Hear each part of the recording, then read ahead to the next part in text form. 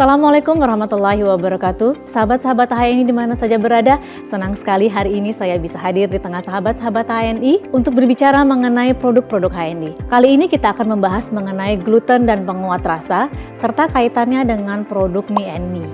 Tapi sebelumnya, marilah sama-sama kita saksikan cuplikan paparan dari Profesor Dida. Selamat menyaksikan.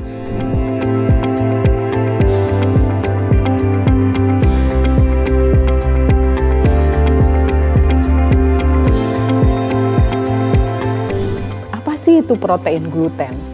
Ini adalah jenis protein yang biasanya ada di dalam gandum, barley, dan protein gluten ini yang paling banyak adalah asam amino jenis glutamin dan prolin. Sebenarnya gluten ini bukan hanya ada di dalam gandum, tetapi ada juga di barley yang kita sebut sebagai hordein. Kemudian kalau kita lihat strukturnya, gluten ini terbagi menjadi gliadin dan glutenin. Nah, di dalam tepung terigu sebagai bahan baku pembuat mie, ini biasanya kadar proteinnya itu antara 8-14%. Dari sekian banyak protein ini, 85% protein di dalam tepung terigu itu adalah jenisnya gluten. Kalau kita lihat gluten ini, ada berbagai jenis ya, tergantung kadar proteinnya. Jadi semakin besar kadar protein, maka gluten yang ada di dalam sampel kita itu semakin tinggi. Sahabat-sahabat HNI, dari cuplikan penjelasan Profesor Dida tadi, tepung terigu memiliki 3 jenis kadar gluten yang berbeda. Ada yang tinggi, ada yang sedang, dan ada yang rendah. Pembuatan mie pada mie and me menggunakan tepung terigu dengan kadar gluten yang rendah. Hal ini dikarenakan pada sebagian orang ada yang intoleran terhadap kadar gluten. Untuk lebih jelasnya, mari sama-sama kita saksikan penjelasan dari Profesor Dida. Kemudian, bagaimana sih gluten ini kaitannya dengan kesehatan? Kita sebagai orang sehat, normal, gluten itu protein. Jadi ketika kita makan mie, makan roti, gluten itu akan dihidrolisis oleh enzim pencernaan, sehingga itu akan menghasilkan asam amino. Jadi protein dihidrolisis oleh enzim pencernaan akan menghasilkan asam amino. Nah, asam amino ini itu bisa diserap oleh tubuh kita yang sehat. Nah, lain lagi pada manusia yang tidak boleh mengkonsumsi gluten. Ya, ada orang-orang yang memang nggak bisa mengkonsumsi gluten, Umi.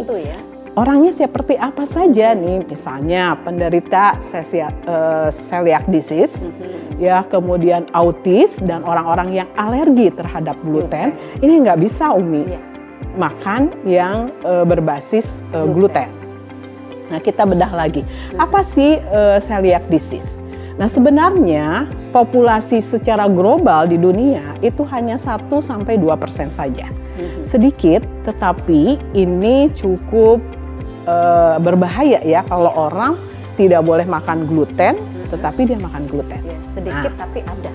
Ada begitu, 1-2% saja. Nah, ini bukan penyakit alergi, tetapi termasuk penyakit autoimun. Ya, di dalam usus kecil kita, sehingga kalau kita makan terus-menerus produk gluten yang itu adalah penderita celiac disease, itu berbahaya. Karena apa? Dia bisa menurunkan asupan zat gizi yang lain atau memicu autoimun penyakit yang lain dalam dirinya. Nah, jadi orang-orang yang penderita celiac disease ini itu tidak boleh mengkonsumsi produk-produk berbasis terigu yang mengandung gluten. Baik, bagaimana regulasi gluten nih di Indonesia? Ya, jadi di Indonesia itu ada peraturan dari Badan POM nomor 1 tahun 2022 terkait produk itu bisa dikatakan rendah klaim, rendah gluten kalau kadarnya itu antara 21-100 ppm atau miligram per kilogram. Nah, kalau bebas gluten itu harus ada uji yang membuktikan bahwa produk itu kurang dari 20 atau sama dengan 20 mg per kilogram atau 20 ppm. Baru tuh boleh mengklaim produk itu bebas gluten atau rendah gluten, ya, tergantung kadar di dalam produk tersebut. Baik, Sekarang tadi kita membahas terkait gluten, nah sekarang kita akan membahas terkait penguat rasa. Penguat rasa atau flavor enhancer yang membuat produk itu gurih, umami, dan enak untuk dikonsumsi. Apa sih itu? Nah, di dalam peraturan Badan POM, ya, penguat rasa atau flavor enhancer ini adalah BTP. BTP itu apa sih? Bahan tambahan pangan. Jadi BTP itu adalah bahan tambahan pangan. Ini bisa memperkuat atau memodifikasi rasa dari produk yang kita buat tanpa memberikan rasa yang lain. Jadi nggak diedit. Ya, jadi kalau kita tambahin itu tambah banyak tuh intensitas rasa gurih atau umaminya. Nah, apa saja? Nah, berdasarkan peraturan Badan POM yang digolongkan dalam flavor enhancer ini adalah asam glutamat dan garamnya. Kemudian MSG itu adalah penguat rasa. MSG itu apa? Monosodium glutamat. Dan ini adalah bagian dari penguat rasa yang diperbolehkan oleh Badan POM untuk kita tambahkan ke dalam produk pangan. Kemudian berbasis apa lagi? Asam guanilat dan garamnya, ya ini juga ditambahkan sebagai penguat rasa. Kemudian kelompok ketiga ini adalah asam inosinat dan garamnya. Ini juga sama penguat rasa. Dan yang terakhir golongan garam-garam dari ribonukleotida. Ini sama fungsinya untuk menguatkan rasa umami tadi. Sahabat-sahabat HNI, Profesor Rida tadi sudah menjelaskan mengenai jenis-jenis penguat rasa. Kandungan penguat rasa pada mie and mie itu termasuk ke dalam golongan keempat, yaitu garam-garam dari nukleotida. Sahabat-sahabat HNI perlu memahami bahwa nukleotida berbeda dengan MSG, karena nukleotida berasal dari kandungan bahan-bahan alami yang biasa kita konsumsi sehari-hari. Untuk lebih jelasnya, mari sama-sama kita simak penjelasan dari Profesor Dida berikut ini.